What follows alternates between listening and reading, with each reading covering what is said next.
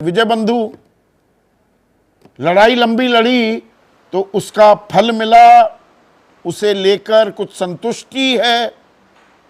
कल की घोषणा के बाद पहला रिएक्शन दिमाग में क्या आया?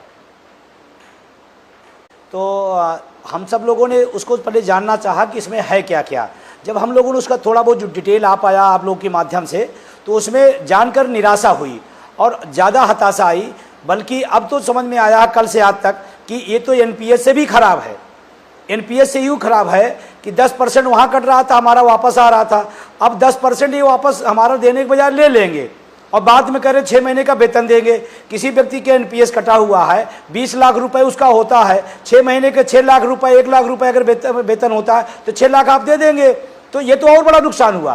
प्लस एक भी चीज़ इसमें बदली नहीं। एनएसडीएल काम करेगा, पीएफआरडीए बिल काम करेगा, 10% हमारी कटौती है वो चलती रहेगी, सारा कुछ तो ही है। सिर्फ नाम बदल देने से तो भाई 50% गारंटी मांग रहे थे आप। अभी आपके डिबेट देखिए, दो बड़ी बातें थी विजय बंधु, जो आपकी दो बड़ी मांगे थी। 50% दीजिए जो पुरानी पेंशन योजना में मिलता था, बेसिक पे, जो आखिरी बेसिक पे, उसका 50% दे दिया सरकार ने। दूसरा, महंगाई को भी उसका आकलन साथ में जोड़ो, वो भी दे दिया सरकार ने। अब ये थोड़ा है कि सरकार के पास कोई अलादीन का चिराग थोड़ा है। मैं कह रहा हूं, आपने कहा ना कि उसमें डीए उन्होंने दे दिया, 50% दे दिया। तो मैं कह रहा हूं कि जब दे ही दिया तो फिर यूपीएस क्यों, ओपीएस क्यों नहीं? जब ओपीएस ऐसी ही है तो ओपीएस दे दीजिए, फिर क्या दिक्कत है? अगर मेरी मांग को मान जा रहा तो मेरी तो मांग ओपीएस है, और आप कह रहे हैं कि उसमें उन्होंने दे दिया तो ओपीएस मांग ले। और अभी 50% का जो बता रहे हैं, 50% बेसिक सैलरी का, ये भी गड़बड़ झाला है। अभी इसमें क्या होगा, पूरे साल का लास्ट का 50% का पहले महीने से 12 महीने का औसत निकाला जाएगा, फिर बेसिक पे निकाला जाएगा, फिर उसके बाद उसका दिया जाएगा। अभी तो इसमें झोला ही झोला है सर, झोल ही झोल चल रहा है। नहीं, इसमें झोल तो एक और ये भी है बड़ा सीधा सा। मैंने 10% अगर कंट्रीब्यूशन दिया है, 25 साल मैंने नौकरी की, और यहाँ पर मैं राजेश आपका कमेंट चाहूंगा क्योंकि आप सीए भी हैं। भाई मेरा 10% कटेगा? हाँ, एकदम ये बात तो ठीक है ना। हाँ। 25 साल मैंने नौकरी की जी। उसके उसके बाद मुझे पेंशन मिलती है, तो मेरा 10% तो वो दरअसल जो मेरा कंट्रीब्यूशन है वो कंपाउंडिंग अगर मैं कर दूं तो 20, 22, 23% हो गया होगा जी। तो 50 दे रहे हो आप मुझे। 20, 22 तो मैंने ही दे दिया, तो 50 मेरा तो है नहीं। आप 20% दे रहे हो, 18% गवर्नमेंट दे रही है, प्लस वो इन्वेस्ट हो रहा है। तो मैं आपको बता रहा हूं, यही तो एनपीएस है। इन्वेस्टमेंट के बाद में लोगों को 50, 60, 70, आपके जो एनालिसिस थी ना यूपी के अंदर, वो गलत है। इसको आपको चैलेंज दे रहा हूं, मैं चैलेंज दे रहा हूं कि आज जब लेकर आना हो, एक आदमी का नाम लेकर आइए। एक आदमी नहीं, मैं हजारों आदमी का नाम के लिए लेकर आइए ना। चुनौती है, आप बिल्कुल गलत बयानी कर रहे हैं, खामखा की साथ ठोक रहे हैं। मैं छाती ठोक के ये बात कर रहा हूं कि 50 नहीं 60-70% लोगों को मिल रहा है, और 50% लोग 50% आप लाकर दीजिए। हाथ कंगन को आरसी क्या चिल्लाने से थोड़ा होता है, 10.5% चिल्लाने से थोड़ा होता है, चिल्लाने से 10.5% का रिटर्न आ रहा है। 70% रिटर्न मिल रहा हो राजेश भाई, चिल्लाने से। अरे अच्छे नंबर आपने बना लिए मीडिया सेल में बीजेपी के। नहीं, 70% मिल रहा हो तो 50% की क्यों एक नई योजना लेकर आएगी सरकार? कुछ लोग नहीं करते हैं। आज के दिन आपको पता है कि आपको समझ ही नहीं आ रहा है। आप बिल्कुल आज बिल्कुल आप होमवर्क नहीं करके आए। I am sorry. अरे छोड़िए, आप मेरी बात कर रहे हैं। पहला क्लियर करूं, 10%। अरे भाई 1 मिनट अब शांति करिए, इनका माइक डाउन कीजिए। 1 मिनट नहीं, मुझे नहीं सुननी है। मैं गलत बयानी के लिए यहाँ पर नहीं बैठा हूं। विजय बंधु, अरे छोड़िए विजय बंधु, छोड़िए विजय बंधु। एक चीज तो भाई विजय बंधु ये समझा दीजिए इन बंधु को जी। अरे भाई आम आदमी नहीं इन्वेस्ट करता है, सरकार करती है पीएफआरडीए के थ्रू इन्वेस्ट। ये इनको यही बात नहीं समझ में आ रही। अपना कंट्रीब्यूशन बढ़ा सकता है सर। मैं वही कहना चाहता हूं सर। मैं राजेश जी से वही कहना चाहता हूं, एक व्यक्ति को ये बता दें कि 50% से ज्यादा एनपीएस में जो सरकारी कर्मचारी को आप दिया हो, पहली बात। दूसरी बात कह रहा हूं, अगर 50% उसको मिल रहा है तो फिर यूपीएस लाने की जरूरत क्या हुई? फिर यूपीएस क्यों लाया गया? और मैं अभी आपको बता रहा हूं सर, मैं अभी रेलवे के साथियों के बीच से आ रहा हूं।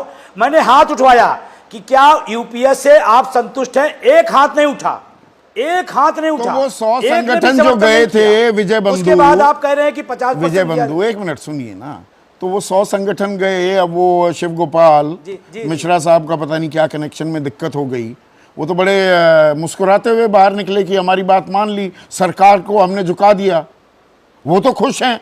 ये 100 संगठन अब आप कहने लगेंगे नहीं जी ये तो सरकार द्वारा प्रायोजित है, अब ये मत कहना।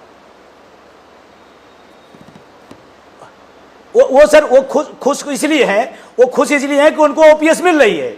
अगर इतनी अच्छी है तो एनपीएस क्यों नहीं ले लिए, अगर इतनी अच्छी तो यूपीएस क्यों नहीं लेते। वो जितने लोग गए थे सब ओपीएस पाते हैं, सब ओपीएस ले रहे हैं और हमको ज्ञान दे रहे हैं एनपीएस का, यूपीएस का। खुद ओपीएस क्यों ले रहे हैं अगर इतनी अच्छी यूपीएस है और एनपीएस है तो? एक भी वहां पर एनपीएस वाला नहीं गया था, एक से भी वार्ता एनपीएस वालों से नहीं की गई। देश के लाखों लाखों लोगों का मैं नेतृत्व करता हूं, एनएमओपीएस का राष्ट्रीय अध्यक्ष हूं।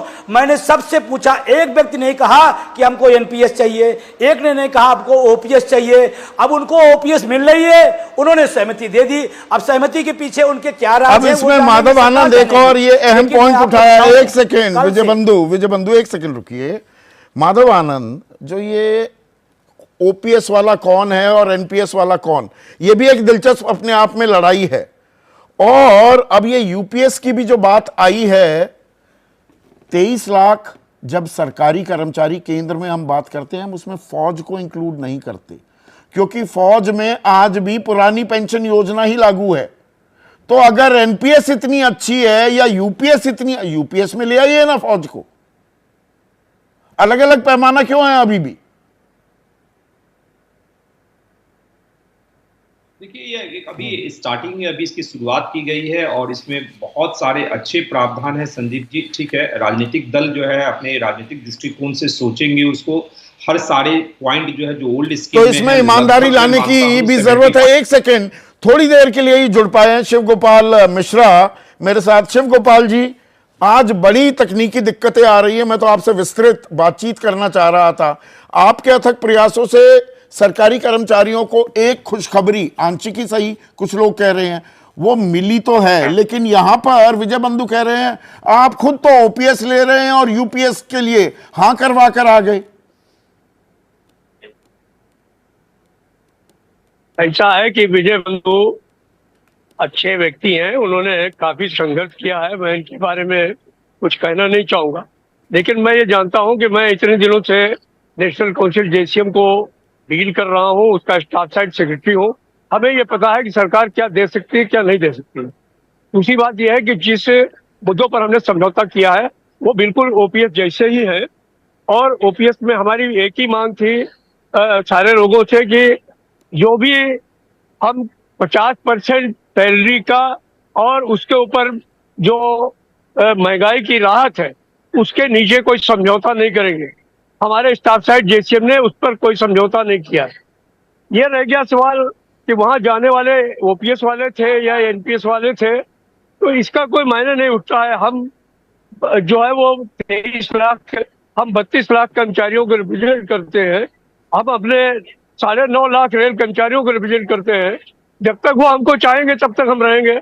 वो बंधु जी की कृपा से हम नहीं है, हम अपने कर्मचारियों की निजी लड़ाई की बात मैं यहाँ नहीं कर रहा हूँ, पर मुझे ये बताइए, अगर मैं संदीप जी कहना चाह रहा हूँ, हाँ, मेरी बात सुनिए प्लीज। मैं ये कहना चाह रहा हूँ कि हमने सरकार के सामने ये बात रखी कि आप इसका नाम ओपीएस रखिए, आप इसका नाम एनपीएस रखिए, आप इसका नाम जीपीएस रखिए, आप इसका नाम एपीएस रखिए। हमारा इससे कोई लेना देना नहीं है। हमारा लेना देना इस बात से है कि हमारा जो कर्मचारी जब रिटायर हो तो उस समय उसको उसकी सैलरी का, तो मतलब आप ये कह रहे हैं ये दरअसल ओपीएस की तरह ही है और दबाव अभी बनता रहेगा। सरकार और डिटेलिंग क्या देती है, पेंशन की टेंशन खत्म नहीं होने